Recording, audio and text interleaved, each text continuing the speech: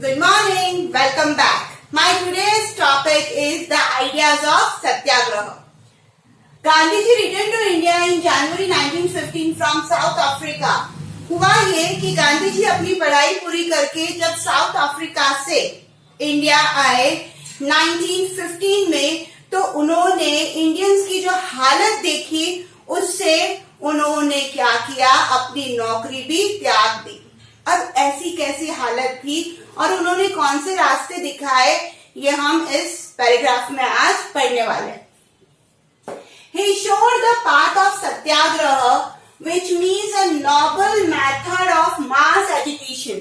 अब क्या हुआ कि लोग क्या कर रहे थे, ब्रिटिशर्स को अपोज कर रहे थे, बट कोई एक पर्टिकुलर मेथड नहीं अपना रहे थे। जिसको जो प्रॉब्लम है वो बस वो सॉल्व करने के लिए ब्रिटिशर्स को मार रहा था, या मैं बोल सकती हूँ कि पुलिस स्टेशन पे अटैक कर रहे थे, वो लोग जला रहे थे, है ना, बम फोड़ रहे थे, ये सब चल रहा था। तो गांधी जी को उस वक्त ये लगा कि कहीं ना कहीं एक नोबल मेथड होना चाहिए फाउट करने का, और मास एजिटेशन मतलब क्या, आंदोलन, कि अगर वो आंदोलन भव्य तरीके से किया जाए, मतलब हर जने को उसके अंदर जोड़ा जाए, तो वो मेथड बिल्कुल सही होगा अपोज करने का।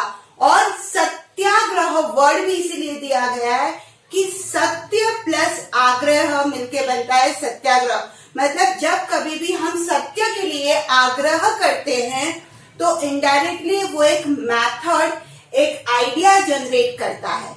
अब गांधी जी के अकॉर्डिंग क्या थे वो आइडियाज, चलिए देखते हैं। The idea of satyagraha emphasized the power of truth and non-violence. Gandhi ji का सबसे बड़ा शस्त्र जो था नॉन वायलेंस का, वो यहाँ पर सत्याग्रह में लोगों को समझाया गया। नंबर 1 ट्रुथ, और दूसरा सबसे जबरदस्त नॉन वायलेंस, कि हम अहिंसा का पालन करेंगे, हम हिंसा नहीं करेंगे हमारी डिमांड को पूरी करने के लिए। He felt that if the cause was true, अगर उनका ये मानना था कि अगर आपका उद्देश्य सच्चाई की तरफ है, आपका कारण सत्य की तरफ है, और if the struggle was against injustice, या फिर आपके साथ अन्याय हुआ है और आप उसके लिए आवाज उठाते हैं, स्ट्रगल करते हैं, then the physical force was not necessary to fight the oppressor. इसका क्या मतलब हुआ, तब उनका मानना ये है कि फिजिकल फोर्स नेसेसरी नहीं होता है हर वक्त टू फाउट द ऑपरेसर। सामने वाला व्यक्ति जो आपके ऊपर अत्याचार कर रहा है, तो आपको न्याय पाने के लिए उसके साथ मारामारी करने की जरूरत नहीं है, फिजिकल फोर्स अप्लाई करने की जरूरत नहीं है। यूजुअली हम हमारी मूवीज के अंदर क्या देखते हैं कि जो हीरो होता है ना, वो सबको, विलन को, सबको मार देता है, बट गांधी जी के अकॉर्डिंग ये मेथड गलत है। फिजिकल फोर्स लगाए बगैर भी आपको न्याय मिल सकता है। Without seeking revenge, a satyagrahi could win the battle through non violence. उनका मानना ये भी था कि आप रिवेंज की भावना को ना रखें, मतलब कि अगर उसने आपके साथ बुरा किया है तो आप भी उससे बदला लेंगे, ये भावना मत रखिए। सत्याग्रही वो होता है जो बैटल तो लड़ता है, but through the non violence. किसके साथ? नॉन वायलेंस के साथ, अहिंसा के साथ।